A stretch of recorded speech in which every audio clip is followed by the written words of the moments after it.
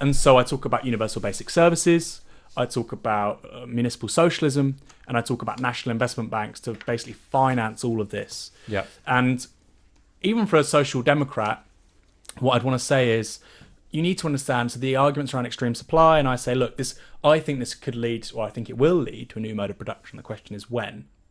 A society beyond work and scarcity. But what this means even for you as a social democrat in the here and now, you might be a Corbyn or Bernie Sanders supporter. How's this relevant to me?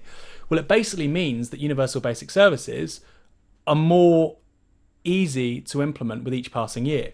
So if you look at the inputs to a free universal bus system, right? UBS, free buses for everyone all the time. What are the cost inputs? If you want to produce the bus, the chassis, the wheels, etc., the costs are going down all the time. 3D printing, first stage rockets is happening, right? Relativity Space, Rocket Labs. You can go on YouTube, put in Relativity Space, 3D printing, you'll see some of the biggest 3D printers in the world. So the costs of producing the buses are going down. Because of declining costs of renewable energy, the costs of the energy are going down. Because of increased use of big data, the costs of resource allocation are going down. Because of automation, the costs of labour are going down. And we obviously have to have a democratic debate about, do we want humans to be driving? I think at a certain point it will be safer for non-humans to be driving. So right now, 30,000 people die every year in the US because of road accidents. If automated driverless cars means 15,000, all of a sudden that's a question for the moral philosophers, isn't it? You know, if you have a loved one, if your wife dies, your husband dies in 2035, and they're killed by a human being, I imagine you'd be quite pissed off. This is, why aren't we automated? How the hell could we still be letting humans drive these, half-ton pieces of metal, right? Which is a good argument. So all the inputs to universal basic service of free buses are falling year on year. So even for a social democrat, that means you have a rejoinder to the argument that says, we can't afford this.